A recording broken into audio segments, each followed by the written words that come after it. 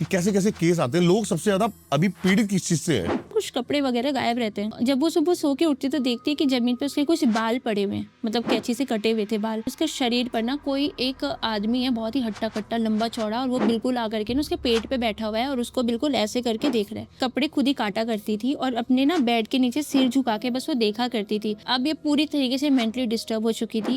इसके ऊपर उस जगह पे भानुमति विद्या का प्रयोग करके खबीस छोड़ा गया था। अब जो ये खबीस और ये जिन-जिन्नात वाली एंटिटीज होती है या फिर पिशाच वाली एंटिटीज होती है, ये क्या होता है, जिस दिन अगर मैंने आपके ऊपर जिस दिन छोड़ा, इसके 2 से 3 दिन के अंदर ये आपके साथ शादी कर लेते सपने में। शमशान काली क्या काम करती है? नेगेटिविटी, मतलब लोग इसको किस लिए जो है वो सिद्ध करते हैं? वो भूतों की भी माँ है और इंसानों की भी माँ है। और आप जब जब गलत चीजों का यूज करते हो तब तक खून की बलि जाती ही जाती है। बिना खून के देवी देवता कार्य नहीं करते हैं। ये कठोर सत्य। जो भी ये कहते हैं कि देवी देवता बलि नहीं लेते, बिल्कुल लेते हैं। जो मसान होता है उसे हम किसी का भी क्लोन तैयार करके भेज सकते हैं। तो मैं बाबा भैरव का रूप दे करके उसको भेज सकते हो और उसको ये कहूंगी कि 10-12 प्रेत अपने साथ लेके जाना है और तुमको इनके घर में ये कार्य करना है। जो भूत प्रेत होते हैं शमशान में, उनको ही काली और भैरव का रूप दिया जाता है चलाने के लिए, और ये कहा जाता है कि तुम्हें माता काली का रूप लेकर के जाना। उनके ऊपर सवारियां आती है। वो तंत्र से कहीं ना कहीं हमेशा से पीड़ित रहे होंगे, तभी उनके ऊपर सवारी आती है। हमारे यहाँ बोलते हैं घाल घालना, तो ये सबसे कॉमन चीज है जो हम शुरू से सुनते आए हैं तंत्र में,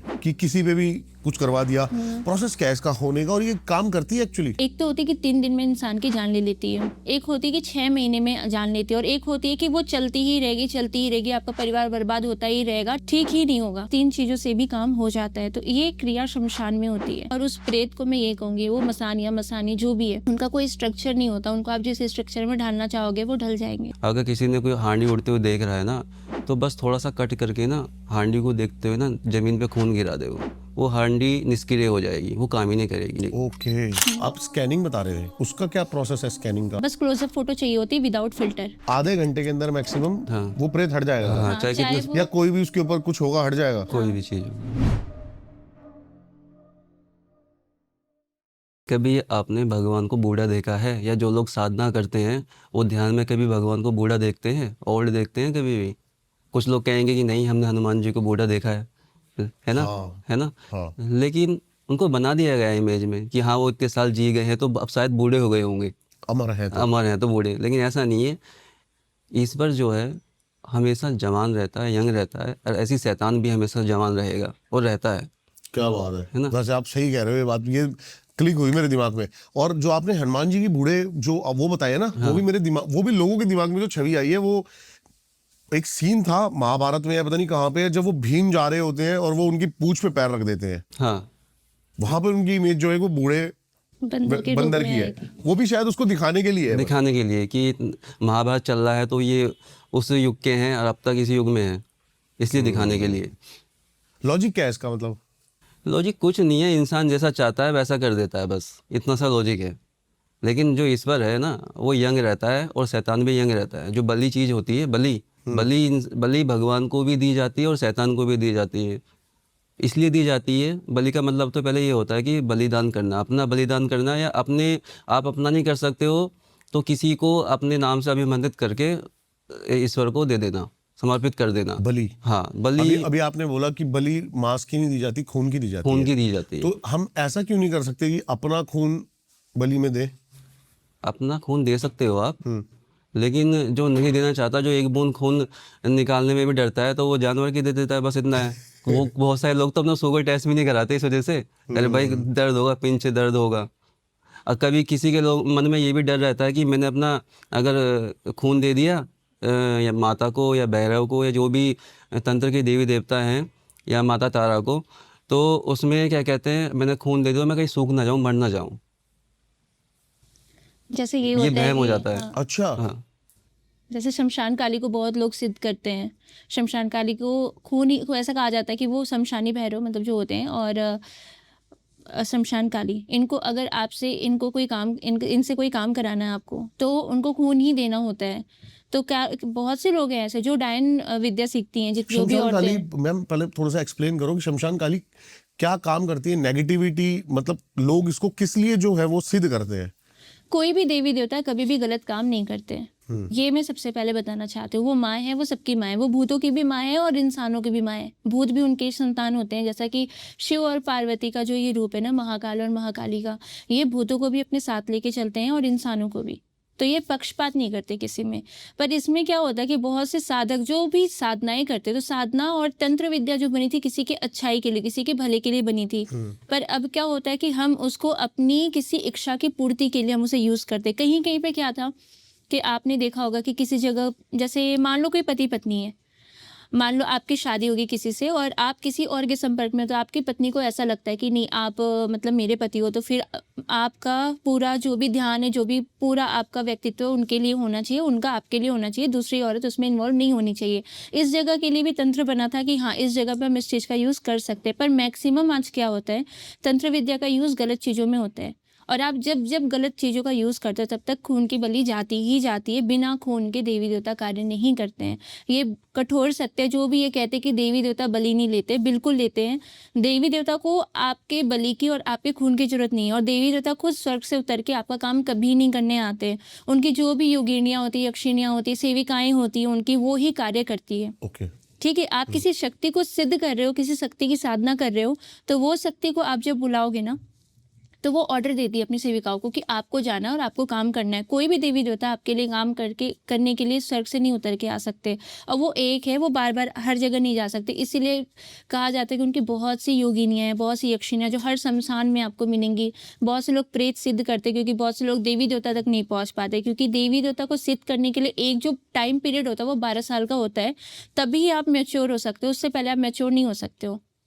तंत्र में साधना में भले ही आपको शक्ति प्रदान हो जाती है, लेकिन एक जो साधना का शॉर्ट टाइम पीरियड देखा जाए तो शॉर्ट टाइम पीरियड ही 12 साल का होता है। तो इसमें शमशान काली के लिए जो कहते हैं कि वो गलत कार्य करती है या फिर शमशान काली छोड़ दी गई घर में, तो ये बहुत ही गलत बात है।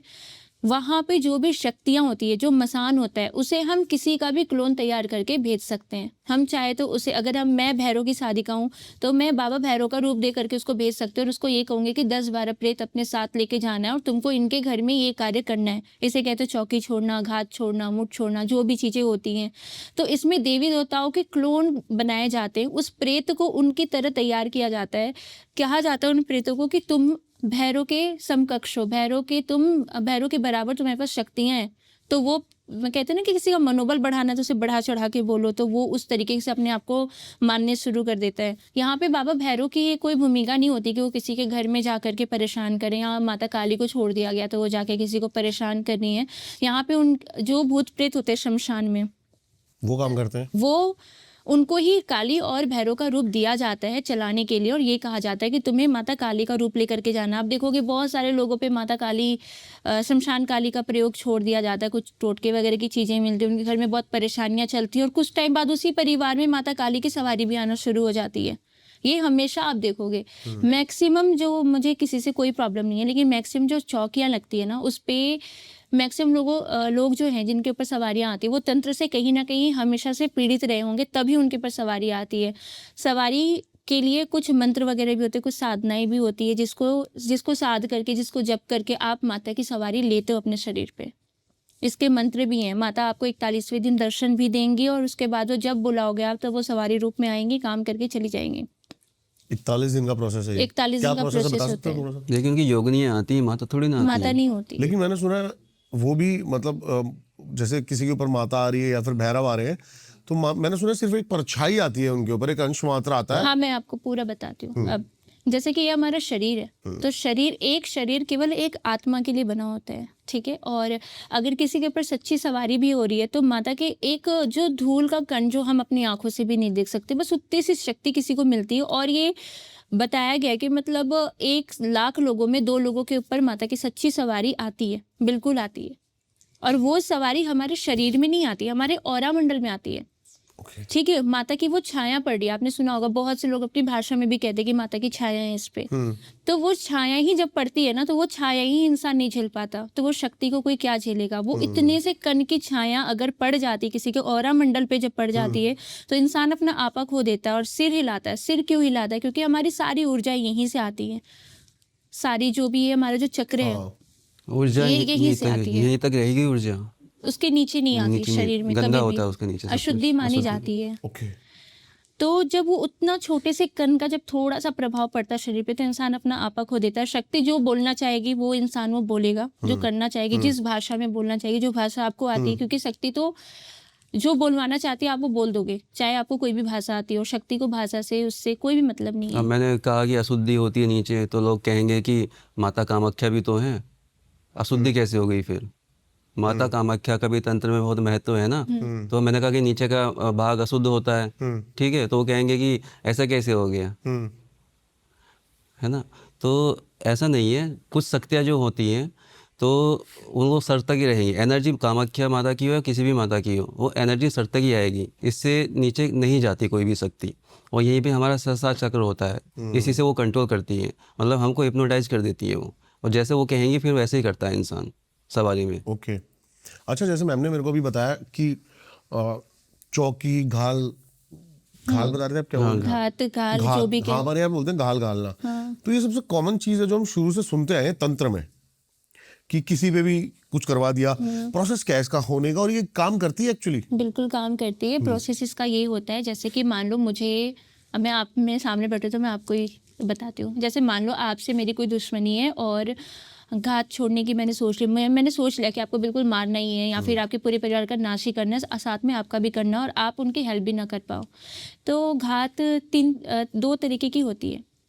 एक तो होती है कि 3 दिन में इंसान की जान ले लेती है, एक होती है कि 6 महीने में जान लेती है, और एक होती है कि वो चलती ही रहेगी, आपका परिवार बर्बाद होता ही रहेगा, ठीक ही नहीं होगा, ठीक ही नहीं होगा। आप वो परेशानी देखते देखते अपनी पूरी उम्र काट दोगे, घूमते घूमते जगह जगह, लेकिन वो चीज़ सही नहीं होगी। तो ये 3 तरीके की ये पूरी प्रक्रिया होती है। तो इसमें क्या होता है कि अगर मेरे पास फोटो ही है, नाम है, जगह एड्रेस है आपका, इस 3 जगह से ही काम, इस 3 चीज़ों से भी काम हो जाता है। तो ये क्रिया शमशान में होती है।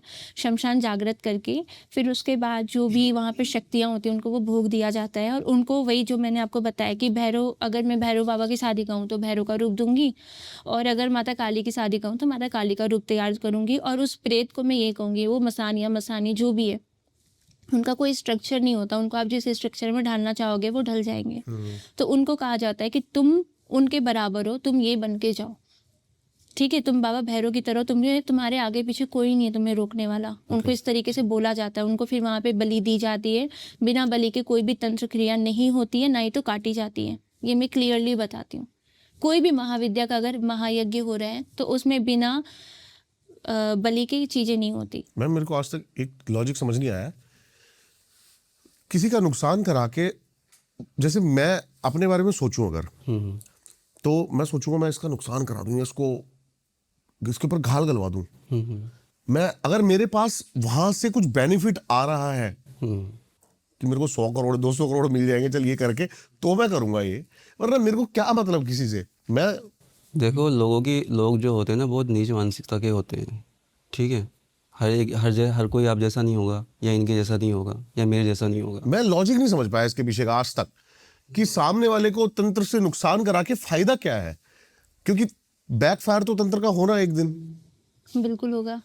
बैकफायर होता ही नहीं है, लोग मिल नहीं पाते हैं उसको ठीक करने वाले, तो इंसान चला ही जाता है। ये समझ लो कि इस दुनिया में 60% ना लोग तंत्र से परेशान हैं पूरी दुनिया में। ओके। इतनी भीड़ है और सही करने वाला कोई है नहीं। लोग कहेंगे कि क्या हम ही ठीक करते हैं? नहीं, ठीक बहुत लोग करते हैं, ऐसा नहीं है, लेकिन सही लोग मिल नहीं पाते जल्दी से। दिक्कत ये है। और जैसे अब दिवाली भी आ रही है, तो अभी हांडियाँ उड़ेंगी बहुत ज़्यादा। वही घाल घालना, चौकियाँ। हाँ, उसको हांडी उड़ाना भी बोलते हैं, घाल भी बोलते हैं। अगर जैसे कोई देख ले कि हांडी उड़ते हुए, जैसे किसी ने किसी के नाम से छोड़ दी, अगर कोई जानकार है, मैं भी बता देता हूँ, अगर किसी ने कोई हांडी उड़ते हुए देख रहा है ना, तो बस थोड़ा सा कट करके ना हांडी को देखते हुए ना ज़मीन पे खून गिरा दे, वो हांडी निष्क्रिय हो जाएगी, वो काम ही नहीं करेगी। उसको काटने का तरीका है हांडी। ओके। ये बहुत बड़ी चीज़ है तंत्र में, और किसी की जान बच सकती है। कोई भी देखे, कोई भी कर सकता है। कर सकता है। 2 बूंद खून गिरानी होती है धरती पे। वो कट जाएगी, उसको खून चाहिए होता है, लेकिन इंसान ये सोच के नहीं करता कि मैं खून कर डालूं अपना, कहीं मेरे पे ऊपर ना आ जाए, लेकिन ऐसा नहीं होता है। वो खून की भूखी होती है, उसे दे देते हैं। ये जो वर्ड है ना, घाल घालना, मेरे को एकदम से क्लिक हुआ। मैंने पहली बार कब सुना था, मैं छोटा था काफी, तो हमारे पहले क्या होता था, जब मैं 7-8 साल का था तो लाइट चली जाती थी रात को, तो सब छत पे ही सोने जाते थे। तो छत से कुछ उड़ता हुआ जा रहा था, ऊपर से आग। हाँ हाँ। मैं अपनी मम्मी से कहने लगा, मम्मी ये क्या जा रहा है? तो डांट मैंने दिया कहा होगा, डांटा होगा पहले तो। हाँ, कि ऐसी डाटा पहले तू छोड़े, जब फिर वो बात चल रही कि ये गाल गालना, ये आज किसी के काल जा रहा है, ये मैंने कहा ये मतलब वो एक क्लिक हुआ दिमाग में कि क्या है क्या ये। पहली बार जब मैंने देखा अपनी आंखों से उसको। अभी भी बहुत जगह पे ये विद्या का यूज किया जाता अब है। तो वैसे दिल्ली में तो नहीं मेरे को ऐसा कुछ देखने को मिलता। दिल्ली में तो बहुत वांटेड जगह है, सही इतने सारे भूत प्रेत हैं दिल्ली में, तो पूछो ही मत आप। आपके पास किस तरह से काम आते हैं, मेरे को थोड़ा सा बताओ सर, कि कैसे कैसे केस आते हैं, लोग सबसे ज्यादा अभी पीड़ित किस चीज से हैं? जैसे ब्लैक मैजिक कहते थे, वो काला जादू हो गया। काला जादू के अंदर बहुत सी विद्याएं चलती हैं, तो उसमें से एक मैं आपको बताती हूँ, भानुमति विद्या। भानुमति या भानुमति भी बोलते हैं, भानामति भी बोलते भानुमति का हैं। पिटारा तो सुना था। भानुमति का पिटारा तो वो महाभारत से लिंक करता हाँ है, जी। वो अलग विद्या है। इसमें ये अलग विद्या है, तो इसमें भी काली शक्तियों को पूज करके ही कार्य कराया जाता है, और ये विद्या केवल किसी को परेशान करने के लिए ही बनाया गया है। ओके। ये इस विद्या से आप किसी का अच्छा नहीं कर सकते हो। भान का मतलब, भानुमति का मतलब होता है किसी की बुद्धि को बांध देना, किसी का दिमाग बांध देना, ठीक है। सबसे पहले तो ये चीज़ होती है। इसके बाद में फिर शत्रुओं को जिस तरह से आपको परेशान करना आप कर सकते हो। तो ये केस आया था हमारे पास में। भानुमति विद्या का ज़्यादातर प्रयोग कहाँ होता है? बिहार में, छत्तीसगढ़ में और महाराष्ट्र में। महाराष्ट्र में बहुत ज़्यादा यूज़ होता है, और अब महाराष्ट्र में जो लॉ पासिस हुआ है तो वहाँ पे तो तंत्र मंत्र के नाम पे तो कोई कुछ भी नहीं कर सकता। लेकिन अब भी महाराष्ट्र से बहुत से केसेस आते हैं, तो उसमें से मैं आपको एक केस बताती हूँ। एक लड़की थी, आजकल छठ पूजा होती है हाँ। बिहार में। हाँ जी। तो बिहार के कुछ लोग थे जो महाराष्ट्र में रह रहे थे काफ़ी सालों से, मतलब आप ये समझ लो वो बिहार के थे, पर 30-32 साल हो गए थे उन्हें वहाँ रहते रहते। तो वहाँ पे छठ पूजा मनाई जा रही थी, तो लोग वहाँ पे समुद्र वगैरह के पास में भी जाते हैं मनाने के लिए। तो ये जो केस था, ये स्टार्ट कहाँ से होता है? एक लड़की थी जो 16-17 साल की थी, और नाम मैं उसका यहाँ पे नहीं बोल सकती, पर एक समझाने के लिए मैं शिवानी नाम रख देती हूँ, ठीक है।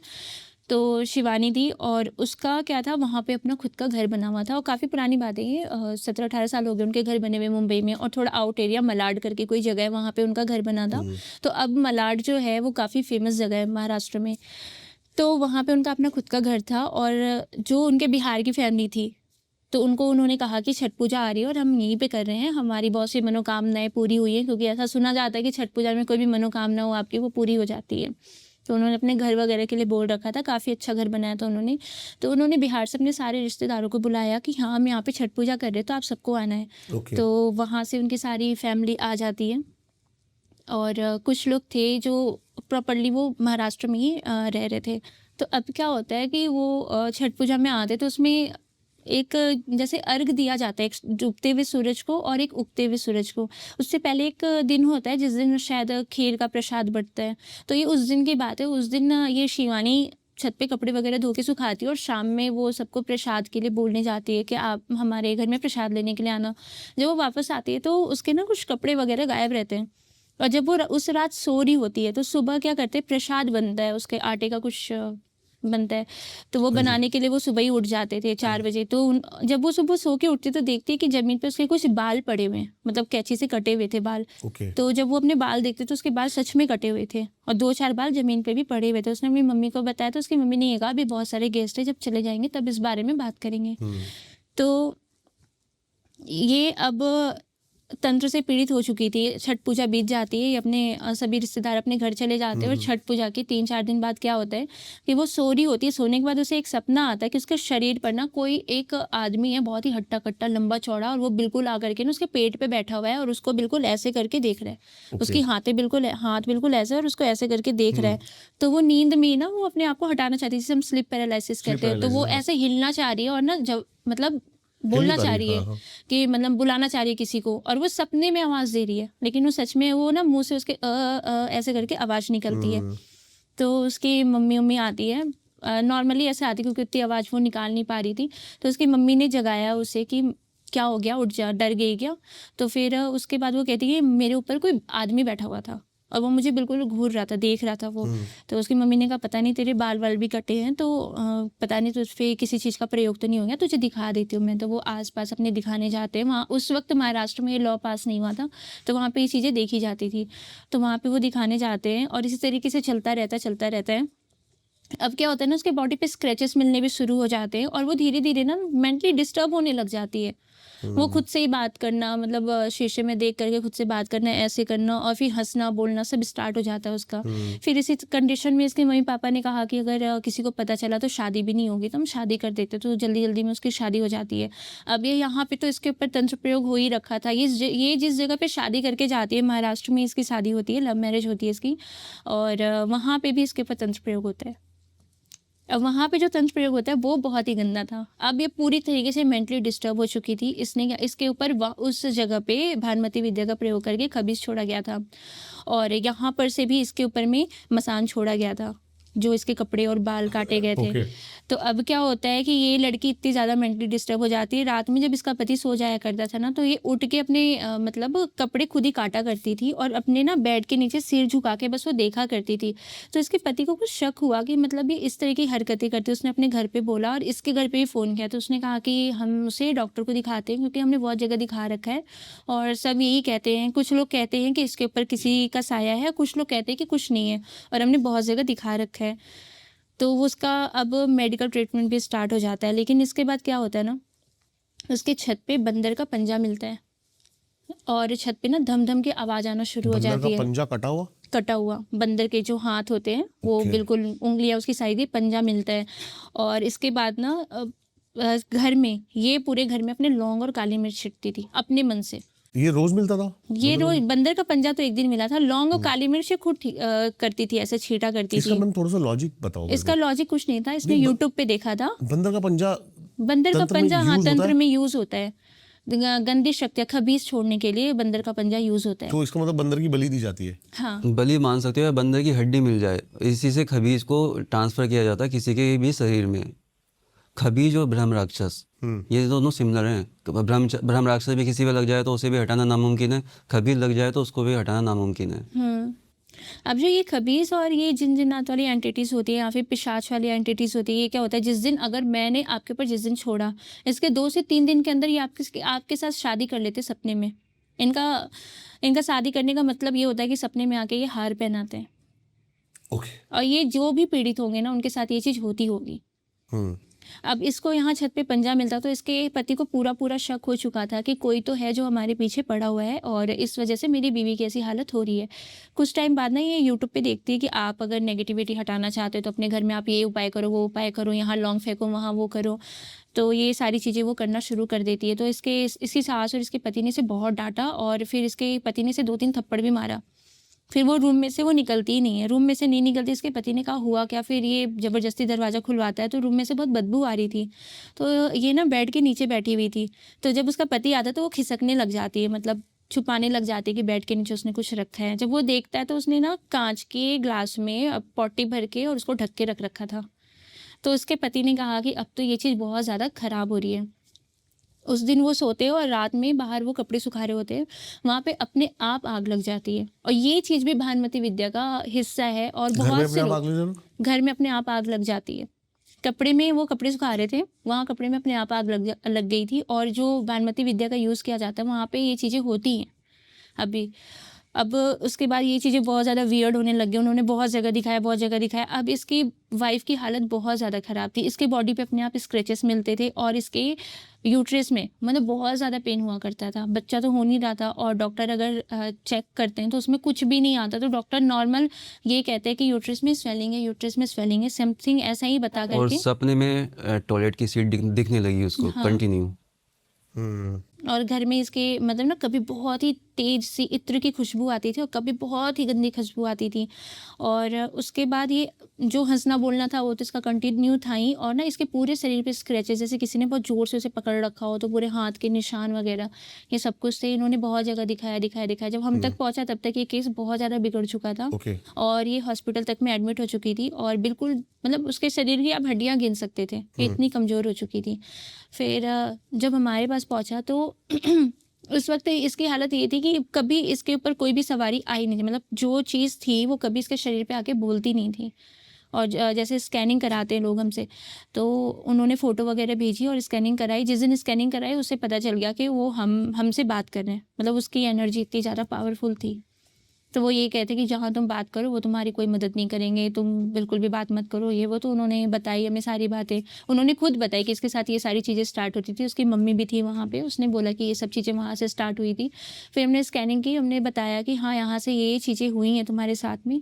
फिर उसके बाद उस वक्त ये लड़की मुंबई में बैठी हुई है, हम यहाँ उत्तराखंड में हैं, और वहाँ पे ये सारी चीज़ें इसके ऊपर आना शुरू हो गई और खूब ज़ोर से हंसना, चिल्लाना, कपड़े फेंकना कि मुझे कोई ठीक नहीं, ऐसे कोई ठीक नहीं कर सकता, मैं ऐसे लेके जाऊँगा, मुझे कोई हटा नहीं सकता, ये सारी चीज़ें। फिर उसके बाद हमारी जो प्रक्रिया होती है, हम वो अपनी प्रक्रिया यूज़ करते हैं। तो जैसे कोई बहुत ज़्यादा सिर पटकता है, सिर हिलाता है, मारपीट करता है, और अगर हम उसका काम कर रहे हैं तो ये सारी चीज़ें वो वहाँ पे बंद कर देता है, क्योंकि वहाँ पे सबसे पहले जो चीज़ हम करते हैं ना वो भूतों का वशीकरण होता है। तो भूतों का वशीकरण मंत्रों के द्वारा होता है। अगर मतलब उसको वश में कर लेना और जी उससे बिल्कुल, जब तक वो आपके शरीर में है, जब तक वो आप हमारे कंट्रोल में नहीं आएगा, वो हमारी बात क्यों सुनेगा, या फिर हम उसे कैसे आपकी बॉडी से रिलीज करेंगे। तो सबसे पहले ये प्रोसेस होता है। फिर उसके बाद वो जिस जगह पे, उस जगह को बांधा जाता है। बांधने के बाद में फिर उस जगह से वचन लिए जाते हैं जो हमारे मानसिक होते हैं, मतलब कि आपके सामने में बोलवाना नहीं है उस चीज़ से। वो बिल्कुल शांत हो जाता है, ना वो अपने हाथ पैर हिलाएगा, पटकेगा, बिल्कुल नॉर्मल रहेगा, जैसे उसके ऊपर कुछ है ही नहीं, उस इंसान के ऊपर मैं में। थोड़ा सा बैक में जाता हूँ मैम। आप स्कैनिंग बता रहे थे, उसका क्या प्रोसेस है स्कैनिंग का, आप जो बता रहे हो? स्कैनिंग का जैसे अपॉइंटमेंट चलते हैं उसके, ठीक है। जैसे आपको लगता है कि आपके साथ कोई प्रॉब्लम है, तो मैं आपको फोटो भेजूंगा अपनी, तो हाँ, बस क्लोजअप फोटो चाहिए होती है विदाउट फिल्टर, मतलब उसके फेस की। बस फेस की। ओके, उसके तो बाद क्या आपको मतलब कैसे पता लगता है वो, थोड़ा सा ये मैं तो प्रोसेस मुझे भी नहीं पता कैसे पता लगता है। Okay okay okay. जैसे कहा जाता है जैसे पिछले जन्म की भी कुछ शक्तियाँ आपके साथ चलती है, और वाकई में ये चीज़ है। नहीं, आप ऑब्जर्व क्या करते हो फोटो में? ऑब्जर्व में बस मतलब मैं कोई फोटो शैडो देखती हूँ। दिखती है या फिर शैडो क्या मतलब, जिस तरह से पूरी एक फिल्म होती है उस तरीके से चीज़ें दिखती है कि ये किस जगह से चीज़ें हुई थी। अगर किसी के घर पे दिक्कत है तो पूरा घर दिखता है कि ऐसा घर होगा, इस घर में ऐसे दरवाजे हैं, और जिस वक्त इससे ये चीज़ें शुरू होती है उसी वक्त से वो चीज़ें स्टार्ट हो जाती है ध्यान में दिखना। मतलब टोटल चीज़ें आपको ध्यान में ही दिखती हैं, और जिसने आपका बुरा कर रखा होता है उसका पूरा स्ट्रक्चर भी दिखाई देता है। ओके, और उसके बाद कितने साल हो चुके हैं, ये सारी चीज़ें ये सारा दिखती पता है। लगता है। हाँ, और उसके बाद दिखता है कि कौन सी शक्ति छोड़ी गई आपके पीछे, क्या एंटिटी है? एंटिटी क्या है, ये चीज़ दिखती ओके। है। तो जब तक एंटिटी का पता नहीं होगा, आप जैसे जब तक आपको बीमारी का पता नहीं होगा आप इलाज नहीं कर सकते। बस ये प्रोसेस है कि पहले हम लोगों को देखते हैं और उसके बाद फिर हम इलाज तो उसमें करते काफी हैं। लंबा टाइम पीरियड जाता होगा वैसे तो, मतलब समझिए एंटिटी तक पहुंचने के लिए कि एग्जैक्ट कौन सी नहीं, एंटिटी। मात्र 15 मिनट में मैं सबको सब कुछ ओके, बता ओके, के ओके, नक्की ओके, कर ओके, देती ओके, हूँ। ओके। 2 से 3 मिनट लगते हैं स्कैनिंग करने में बस। उसके जो बाद उसको हटाने का प्रोसेस होता हटाने है, का प्रोसेस होता है उसमें 30 से 35 मिनट, कभी कोई स्लो काम कर रहा है तो 40 मिनट, ज़्यादा से ज़्यादा। बस एक ही बार में हट जाता है वो, हमेशा हमेशा के हमेशा लिए। हमेशा के लिए। आधे घंटे के अंदर मैक्सिमम हाँ। वो प्रेत हट जाएगा? हाँ, हाँ, चाहे चाहे कितने वो या कोई भी उसके ऊपर कुछ होगा हट जाएगा? कोई भी चीज़ होगी। ये मैं पहली बार सुन रहा हूँ, क्योंकि बंदे 1-1 साल तक का टाइम लेते हैं। हमारे पास नोटेड रहता है सब कुछ, जिनको हमने सही किया है ना, कायदा सिस्टम में सब कुछ फील्ड है कि कौन कौन ठीक हुआ है, किसके पीछे क्या क्या एंटिटी थी, सब अभी ठीक तक है। माता की इतनी कृपा है हाँ, कि आज तक कभी कुछ ऐसा हमें सुनने को नहीं मिला कि किसी ने इलाज कराया और वो सही नहीं हुआ। हाँ, किसी किसी के साथ बहुत ज़्यादा जब समस्या होती है तो उसे 2-3 दिन रिकवरी में लग जाता है। जैसे क्या होता है ना, अगर आपके शरीर में प्रेत है तो आप जो भी खा पी रहे हो ना, आधा से ज़्यादा तो वो भूत प्रेत ही खाते हैं। आप अगर पूजा पाठ करो, जैसे जिनके ऊपर भूत प्रेत होते हैं, कुछ तो बिल्कुल भी नहीं करते, कुछ बहुत ज़्यादा पागलों की तरह पूजा पाठ करते हैं जिनके ऊपर ये मैंने बताया था कि मसानी तंत्र वगैरह हो जाए या फिर घात वगैरह छोड़ दी जाए जिसके परिवार में, तो जो भूत प्रेत होते हैं ना वो भी पूजा पाठ करना शुरू कर देते हैं, और ये सच्चाई है। तो उसके बाद फिर लोगों पे सवारियाँ आनी शुरू हो जाती है देवी देवता का नाम लेकर के। तो यही चीज़ होती है, ये भूत प्रेत जो शक्ति गेन करते हैं ना, उसी शक्ति से फिर लोगों को देखना शुरू कर देते, तो वो 2 से 3 दिन इंसान सही रहेगा। उसके बाद फिर वो वैसी ही कंडीशन में आ जाएगा, क्योंकि भूत प्रेत काम नहीं कर सकते किसी का। बताने के लिए ये सब कुछ बता देंगे आपको, मतलब ये शक्तियाँ गेन कर लेते हैं कि हाँ आपके साथ ये प्रॉब्लम है, इसने किया उसने किया, इतना तक कि किसने किया ये नाम तक बताने में भी सक्षम हो जाते हैं। वो स्टोरी करते हैं कंटिन्यू जो आप बता रहे थे। तो जैसे अगर आप कह रहे हो कि किसी के ऊपर 30-32 साल पुराना भी कोई प्रेत है और अगर हम हमारे तक अगर वो पहुंचा है तो उसे भी हटाने में मात्र 30 से 40 मिनट का ही समय लगता है। क्योंकि किसी भी चीज़ का अगर आप कहते हैं ना कि कोई चीज़ अगर आप दफना रहे हो, किसी की डेड बॉडी को अगर आप दफना रहे हो, तो ऐसा कहा जाता है, या फिर आपने बहुत सारी ऐसे लोगों की, संतों की बातें भी सुनी होंगी कि आउट ऑफ इंडिया जाओ आप तो वहाँ पे बहुत सारे भूत प्रेत मिलेंगे आपको, क्योंकि वहाँ पे दाह संस्कार नहीं होता। यहाँ पे हम भूतों का ही दाह संस्कार करते हैं। अब बहुत से लोग ये भी कहते हैं कि जिन जिन्नात आग के बने होते तो उनका दाह संस्कार आप कैसे करते हो। तो सबसे बड़ी बात है कि मंत्र ही हर कुछ नहीं होते हैं, टेक्निक बहुत बड़ी चीज़ होती है। अगर आपके पास एनर्जी है और अगर आप उसको एनर्जी को यूज़ करने के लिए आपके पास कोई टेक्निक नहीं या फिर कोई चीज़ नहीं है, तो आप उस एनर्जी को यूज़ नहीं कर सकते हो। ठीक है, अगर जैसे आपके पास बल्ब है और आपके पास एनर्जी नहीं है तो भी वो बल्ब बेकार है आपके लिए। तो जो ये टेक्निक है वो स्वयं हमें प्राप्त हुआ है माता की तरफ से, तो इसी वजह से काम तो हम नहीं करते, काम तो माता स्वयं ही करती हैं। तो ये आधे 30-40 मिनट का जो ये प्रोसेस है ये दाह संस्कार की प्रक्रिया होती है। तो जो एनर्जी किसी के शरीर में होती है ना, भूतों का वशीकरण, मतलब जो मैं आपको बता रही थी, तो जो भी आत्मा उसके शरीर के अंदर है उसका हम वशीकरण करते हैं। वशीकरण करते करते थोड़ी बहुत भार हम पे भी आता है, 2-3 सेकंड का। उसके बाद दोनों तरफ ना जब बातें हो जाती है, बिल्कुल इक्वल हो जाता है, वो शांत हम भी शांत। उसके बाद बस डायरेक्ट क्या करते हैं, उसको हम उतारते किसी चीज़ में।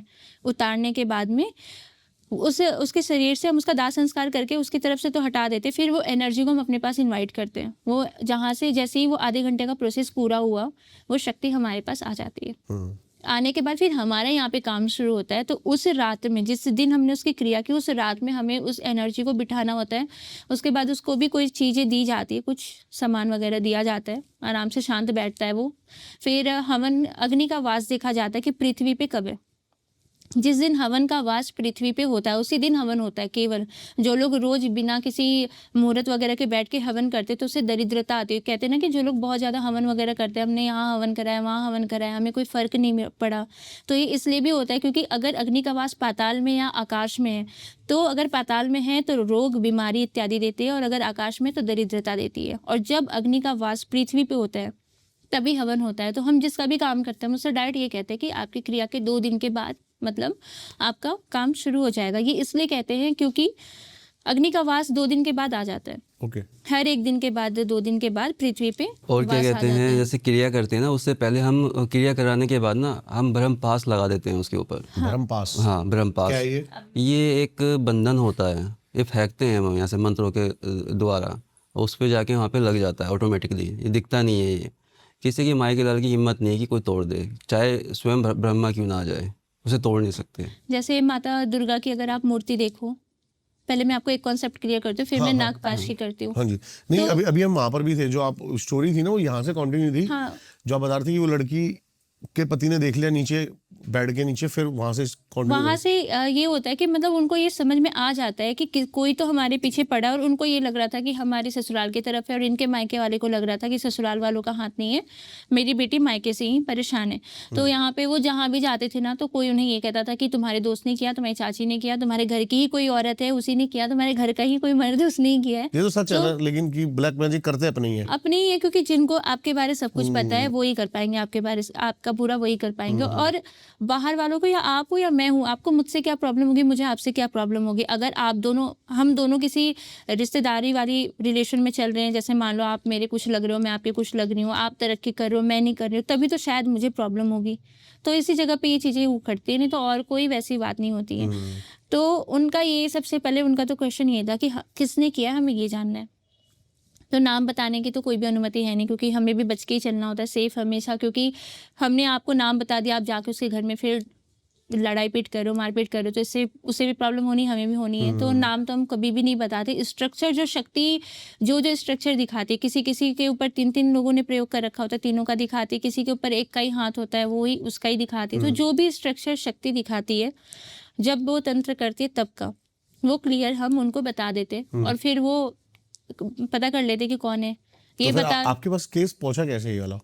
जैसे ऑनलाइन अपॉइंटमेंट चलते हैं किसी के थ्रू, ओके ओके, आपने किसी का काम, हाँ किसी ये का काम किया। पहले तो रेफरेंसेस हाँ, ही काम करते जैसे थे। किसी का काम किया तो उसने कहा कि तुम उनसे देख लो, हमने उनसे कराया ये वो, तो तो फिर उन्होंने मतलब क्या रिजल्ट क्या था इसका, ये वो लड़की जो रिजल्ट ये था कि जैसे उसके ऊपर कभी वो चीज सवारी रूप में नहीं आई थी जैसा मैंने आपको बताया, लेकिन यहाँ पे जब वो उसके घर वाले हमसे स्कैनिंग करा रहे थे तो उसका बोलना शुरू हो गया था कि तुम कुछ भी कर लो, मुझे यहाँ से कोई नहीं निकाल सकता, मुझे कोई कुछ नहीं कर सकता, मैं इसके शरीर में इतने साल से उतने साल से हूँ, मैं इतना पावरफुल हूँ, बोलना स्टार्ट हो गया था उसका।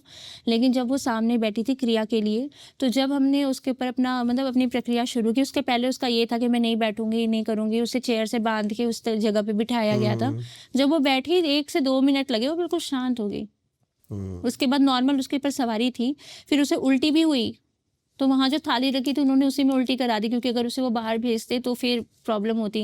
मतलब उसे खिलाई पिलाई गई भी थी चीज़ें, तो मतलब कुछ चीज़ें तो होती है कि वो क्रिया से ही कट जाती है, कोई भारी चीज़ होती है तो वॉमिट से निकल जाती है उस क्रिया के दौरान, तो वो उसकी निकल गई थी। और उसके बाद जैसे क्या होता है ना कि कोई बहुत ज़्यादा हाथ पर पीट रहा है, लेकिन जैसे ही आप अपने मंत्र स्टार्ट करते हो, जैसे ही हम अपना भूतों का वशीकरण वाला मंत्र स्टार्ट करते हैं, वो इंसान बिल्कुल नॉर्मल हो जाता है, वो शक्ति बिल्कुल शांत हो जाती है। ओके, फिर ये होता है कि आपसी समझौते होते हैं कि तुम्हें इसका शरीर छोड़ के मेरे पास आना होगा। उसे एक लालच दिया जाता है कि तुम यहाँ आओगे तो तुम्हारा मैं इधर आ गया, ऐसा वैसा जो भी हमारा चलता है, तो कैमरे पे नहीं बता सकते हम। तो इस तरीके से उसे बुलाया जाता है, आमंत्रण दिया जाता है। जैसे ही वहाँ पे वो क्रिया हमने करी, वो बच्ची ठीक हो गई थी, पर ये था कि उसे एडमिट करना पड़ा था। 5-6 दिन वो एडमिट थी, ग्लूकोज की बॉटल वगैरह लगी थी। तो मैं आपको ये बताना चाह रही थी कि जो प्रेत है आपके शरीर में, वो ही खा रहा है, वो ही सब कुछ कर रहा है, तो आपके शरीर ना अंदर से वो खोखला होता जाता है, आपके शरीर को पूरी न्यूट्रिशंस एनर्जी नहीं मिल पाती है। तो जब वो बॉडी से रिलीज होती है ना चीज़ें, तो बॉडी में बिल्कुल भी ताकत नहीं रहती, जान नहीं Okay. रहती, तो रिकवरी में लग जाते, किसी को 5 दिन लग जाते हैं, किसी को 2 दिन लग जाते हैं, और वहाँ पे वो ठीक हो जाते हैं। यहाँ पे जिस दिन उन्होंने वो क्रिया की, उसके बाद से हमारा काम जो मैंने आपको बताया कि हवन होते हैं, तो 2 दिन के बाद से, जिस दिन भी हवन का वास होता है, अग्नि का वास होता है, उस दिन से उसके हवन स्टार्ट हो जाते हैं। तो हवन उस दिन से स्टार्ट होते हैं तो 40 डेज तक कंटिन्यू होते हैं। ओके, और वो मध्य रात्रि में माता बगला के हवन होते हैं। माता बगला के अगर आप कोई भी हवन करो इस तरीके के, तो वो रात्रि में ही होते हैं। रात्रि में होता है। और माता बगला के कोई भी काम बिना हवन के आप नहीं कर सकते, वो हवन प्रिय है।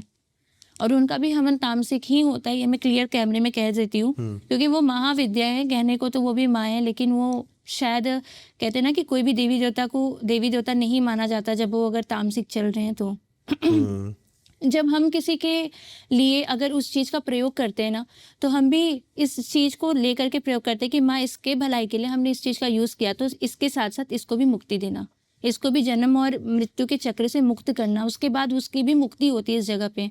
तो हम इस मोटिव से करते हैं, क्योंकि कहीं ना कहीं अगर हमें भी आग में धकेला जाए तो हमें भी वो पीड़ा महसूस होगी, तो उस तरीके से ही हम करते हैं। अब वो शक्ति ले रही है, अब शक्ति जिस वजह से भी ले रही हो, तो वहाँ पे इस तरीके से हवन चलते हैं। और जब हम किसी के शरीर से नेगेटिव एनर्जी हटाते हैं, तो जैसा सर ने बताया ब्रह्मपाश लगाते हैं।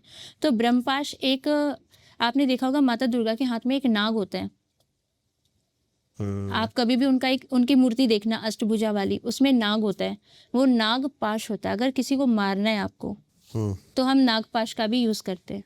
ओके, जैसे भूत को हटाना है तो सबसे पहले उसको बांधते हैं, उसके बाद भूतों का वशीकरण वाला जो मंत्र होता है वो यूज करते हैं। तो ताकि जब वो अपनी पावर का मतलब पावर, हाँ, यूज ना उसकी कर पाए कम, तो? हाँ। तो नागपाश का मतलब ये होता है कि अगर उस बंधन को आप काट रहे हो तो 100 नाग और चिपक जाएंगे उस बंधन को। जैसे प्रेत होता है, अब आप सोचोगे कि बहुत ऐसे प्रेत होते हैं जो कहीं भी लेके जाओ, आप शक्तिपीठ में, ज्योतिर्लिंग में, कहीं भी चले जाएंगे, वो उनका कुछ नहीं होता। क्यों नहीं होता?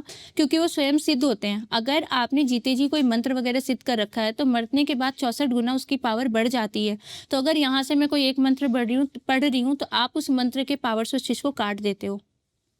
तो नागपाश जो चीज़ होती है ना, नागपाश काटने की क्षमता ही नहीं बचती उसमें, वो भूत काट काट के उसे थक जाता है, वो उसमें ही अपनी सारी एनर्जी वेस्ट कर देता है। आप शक्ति को ना बुद्धि से हरा सकते हो, टेक्निक से हरा सकते हो। तो कहीं भी आप देखो, महाभारत ही हुआ। जैसे आप वचन बोल रहे थे ना, वचन लेते मैं बता नहीं सकती कैमरे पे, हाँ, तो इतना मुझे पता है कि आप वो हमें ब्लफ करना पड़ता है उनके साथ, मतलब बिल्कुल बिना छल कपट के आप नहीं कर सकते हो। अब कृष्ण ही थे, उन्होंने भी, वो चाहते तो एक बार सुदर्शन चक्र चलाते सब साफ हो जाता, लेकिन उन्होंने भी कुछ ना कुछ इसलिए महाभारत का युद्ध किया क्योंकि ये आगे की जनरेशन के लिए अच्छा हो। तो बिना बुद्धि का यूज किया आप कुछ नहीं कर सकते हो। ये मतलब भौतिक दुनिया है, तो ये हर चीज आप सोच के नहीं निकाल सकते हो। और जैसे वो जो प्रेत है वो भी भौतिक शरीर में है। मैं तो तभी आपसे मैंने शुरू में आते ही पूछा था कि आप ये जैसे काम करते हो तो उनके साथ छल हुआ तो आपके पे कभी बैकफायर नहीं हुई ये चीज? नहीं, बैक फायर क्यों नहीं होती वो भी आपको बताती हूँ। अब नाग पाश काटने में उसने सारी एनर्जी वेस्ट कर दी, अब उसके पास इतनी एनर्जी ही नहीं बची कि वो हम पे प्रहार कर पाए। अब क्या हुआ, हमने उसे इनविटेशन दे दिया कि भाई तुम उसके शरीर को छोड़ के तुरंत हमारे पास आओगे। वो आ गया हमारे पास। आने के बाद अगर वो कोशिश भी करता है तो वो कुछ नहीं कर पाता, क्योंकि जब हमने किसी के शरीर से नेगेटिव एनर्जी रिलीज मतलब हटा दी तो हम ब्रह्म पाश फेंकते हैं उसके ऊपर में। ब्रह्म पाश एक ऐसा पाश है जो जब तक आपका शरीर नहीं मरता है तब तक वो ब्रह्म पाश भी आपके अराउंड घूमता रहेगा। ऑरा मंडल मतलब आप ये समझ लो शील्ड एक, वो शील्ड ब्रह्मा भी नहीं काटते। एक बार अगर वो लग गया तो हम भी नहीं काट सकते, तो हम पे भी वो शील्ड अप्लाइड है। मतलब जब हमने पिंडदान किया था तो कोई भी साधना करने के पहले कुछ लोग क्या होते हैं कि डायरेक्ट बीज मंत्र उठा के दे दिया तुमने कान में, या फिर 10 लोगों को बिठा के दीक्षा दे दी, हो गया। दीक्षा देने का एक बहुत बड़ा चरण होता है। तो जैसे हमें दीक्षा मिली थी तो उसमें क्या होता है, शरीर शुद्धि होती है, आत्म की शुद्धि होती है, मुख शुद्धि होती है, फिर मुख शोधन होता है, फिर आंखों की शुद्धि होती है, नाक की शुद्धि होती है, जितने भी छेद होते हैं शरीर में उन सबकी मतलब शुद्धि होती है। आपके नाखून के अंदर जितने जीवाणु हैं उनकी भी मंत्रों के द्वारा ये सारी चीज़ें होती है, हवन चलते हैं। उसके बाद आपके शरीर के ना जो 9 ग्रह जो इम्पैक्ट डालते हैं, ये सारी चीज़ें हमारे शरीर में ही है।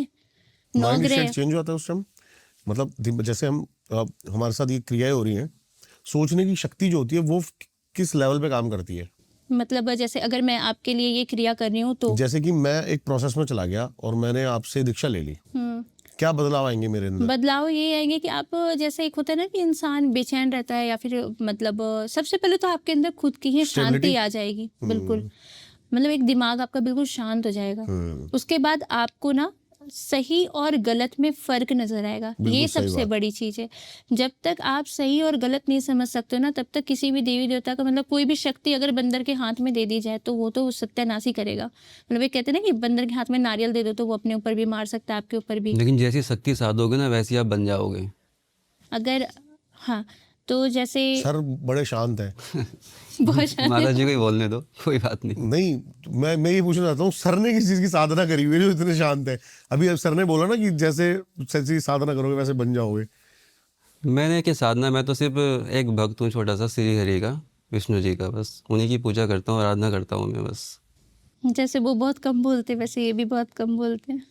वो रचते हैं, बोलते कम है, वो रचते ज्यादा है। रास्ते जाते हैं। क्योंकि जैसे माता बगलामुखी की सेविकाएं हैं, ठीक है। अगर माता बगलामुखी को हमने चला दिया किसी के ऊपर, कोई हमें जैसे परेशान कर रहा है, हमने उनसे कह दिया, प्रार्थना कर दी कि माता ऐसी सी बात है, ये इंसान है परेशान कर रहा है, आप देख लेना, और उसने हमसे गलती से माफ़ी मांग ली कि चलो माफ़ कर दो, मुझसे गलती हो गई, तो उनको चलाने के बाद हम रोक नहीं सकते।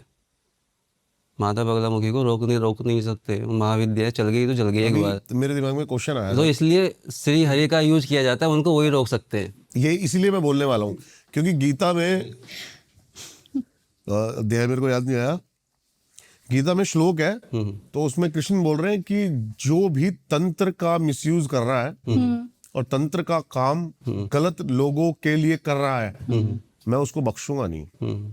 उसको उसके कर्मों का फल जरूर मिलेगा। मिलता भी है, मिलता भी है। अभी ये भी चीज़ मैं आपको बता दूंगी। मैं ब्रह्मपाशशाली बात पूरी कंटिन्यू करती हूँ। जैसे आपने कहा कि अगर दीक्षा ले रहे हो आप तो बस आप में ये बुद्धि आ जाती है कि आप सही गलत समझ सकते हो। उसके बाद जब आप उसके बाद आप में ना आपको एक मंत्र दिया जाता है, गुरु मंत्र जिसे कहते हैं। वो गुरु मंत्र किसी देवी देवता का होता है। मतलब जिस भी शाक्त धर्म होते हैं, कौल धर्म होता है, अघोर मार्ग होता है, जिससे भी आप जुड़ना चाहो उसके देवी देवता का मंत्र आपको उस तरीके से दे दिया जाता है। जब आप वो जपोगे ना तो आपके अंदर वो तत्व जागृत होगा। जब तक आपके अंदर किसी देवी देवता का तत्व जागृत नहीं होता, जैसे माता बगला का अगर आप लेना चाहो तो आपके अंदर जब तक माता बगला का तत्व जागृत नहीं होगा ना, आप उनका मंत्र जपोगे तो आपको वो नुकसान ही देगा। तो जब तत्व जागृत होता है तो ये बात आपको बताने की भी जरूरत नहीं पड़ेगी। अगर कोई सच्चा गुरु होगा तो उसे तुरंत ही पता चल जाएगा कि आपके अंदर तत्व जागृत होने लग गया है। जिस दिन उसकी एक सीमा होती है, वो सीमा जैसे उस दिन वो पूरी होगी ना, उस दिन आपको बीज मंत्र दिया जाता है। बीज मंत्र का आधा माला भी आप नहीं जपोगे, आपको मतलब अनुभव शुरू हो जाएंगे। और आपके काम जैसे कहते हैं ना कि स्वर्ग में जो समय बीतता है वो बहुत धीरे धीरे बीतता है। जैसे सॉरी सब बहुत फास्ट बीतता है, जैसे यहाँ पे 100 साल, वहाँ का 1 घंटा। तो जैसे ही मतलब कहते हैं ना कि पलक झपकते ही आपके सारे काम हो जाएंगे। तो बस वो माता के नज़र में आना है आपको। जैसे कहते हैं ना कि साधना की, सिद्धि की, माता के दर्शन हो गए, ये बहुत बड़ी बात होती है। लोग अपनी पूरी पूरी उम्र गुजार देते हैं, माता के दर्शन नहीं मिलते हैं। और कोई कोई बेवकूफ़ होते हैं शायद उसमें मैं अपने आप को भी लेती हूँ कि वो सामने खड़ी है फिर भी आप इतना सुध बुध खो दोगे कि आप उनको पहचान ही नहीं पाओगे। ये चीज़ भी हो जाती है। तो बहुत सारी चीज़ें होती है। तो साधना का एक कर्म होता है। तो ये ब्रह्मपाश जो है ये दीक्षा देने के पहले 9 ग्रहों को बांधने के बाद दी जाती है, क्योंकि जब आप किसी देवी देवता की साधना करते हो तो देवी देवता कभी नहीं आते, उनके गण आकर के आपको परेशान करना शुरू करते हैं कि आप उनके पास मत जाओ। और ये चीज़ होती है, परीक्षा लेते हैं कि आप उनके पास जाने के लायक हो भी या नहीं। अगर आप सारी बाधाओं, अगर आपके पास ब्रह्मपाश है आप आराम से निकल जाओगे। फिर देवी देवता आपको ज़मीन पे दर्शन देने नहीं आते, आपकी आत्मा को वो वहाँ बुलाते हैं। और आपकी जर्नी वो तुरंत स्टार्ट नहीं होगी, आपको 1 से 1.5 महीने भी लग सकते हैं उनके लोक में जाने में। वो धीरे धीरे धीरे आपको लेके जाएंगे, फिर आपको दर्शन होते हैं उनके। देखो मैं आपको एक बात बताता हूँ, मैं बहुत सारे पॉडकास्ट कर चुका हूँ, बहुत सारे तांत्रिकों से मिल चुका हूँ। एज अ पॉडकास्टर अब मुझे पता लग जाता है, मैं बातें करता हूँ तो थोड़ी सी कि किसके मन में मतलब कौन कितनी बातें क्या कर रहा है। तो आपसे बात करके ना कॉन्फिडेंस आया है अभी जैसे मैम ने एक ये जो मैम ने बात बोली ना, जब मैंने कहा कि दीक्षा लेते हैं तो फर्क क्या पड़ता है, ये बात बहुत इंपॉर्टेंट थी मुझे ये समझने के लिए कि मेरे सामने कौन बैठा है। तो अब मेरा इंटरेस्ट और आ रहा है। तो मैं अब मेरे को मेन चीज तो ये बताओ मैम कि छोटा सा कोई उपाय जिससे आप मतलब कॉमन जो लोग हैं जैसे कि क्रियाओं से हट गए हैं, अपने पितरों से हट गए हैं, कुछ उनके ऊपर तंत्र प्रयोग ना हो सके, कुछ ऐसी रेमेडीज या वो अपनी डेली लाइफ में कुछ ऐसी चीजें कर सके। तंत्र प्रयोग तो देवी देवता पे भी होते हैं। माता मातंगी भी हुआ था जैसे क्या हुआ था एक बार कि जैसे लक्ष्मी जी हैं, उनको देखा जाए तो वो बहुत छुआछूत मानती हैं अभी भी। लक्ष्मी जी बहुत छुआछूत मानती है। उन इस बात का ना माता पार्वती को बहुत दुख हुआ था कि अगर कोई भी है, अगर कोई किसी की पूजा करे किसी भी देवी देवता का, तो देवी देवता का ये फर्ज बनता है कि उसकी जात पात और उसकी मतलब ये ना देखे कि वो गंदा है या मैला है, जो भी है तुम जाओ उसके पास। जैसे माता काली है, आप माँ काली को जितना ही आप देखोगे रौद्र रूप में रहती है, लेकिन अगर उनको आप सच्चे दिल से बुलाओ या महाकाल को बुलाओ, वो आएंगे ही आएंगे। सौम्य रूप में दर्शन देना, बिल्कुल, वो किसी भी रूप में दर्शन दे, वो आपकी इच्छा है। तो ऐसा होता है कि जब ये चीज़ हुई ना तो माता मातंगी एक बार जैसे ये बात माता पार्वती को बहुत बुरी लगी थी, तो उन्होंने कहा जब तक मैं स्टेप नहीं लूँगी कोई समझेगा नहीं।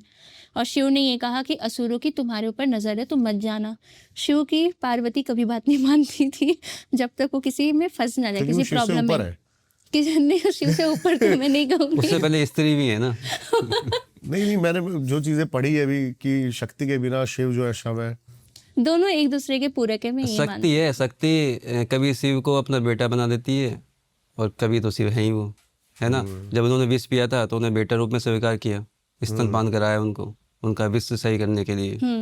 तो वो शक्ति है, वो कुछ भी रूप धारण कर सकती है। तो जैसे अब माता पार्वती ने ठान लिया कि वो अगर कैलाश में अगर इतनी छुआछूत है, क्योंकि वहाँ पे मैक्सिमम प्रेतगण थे, भूतगण थे, और शिव जी का कोई परिवार नहीं है भूतों के अलावे, तो वो वहाँ से चली जाती हैं। बड़ा इंटरेस्टिंग टॉपिक दिया है, इस पर भी बात करेंगे अभी।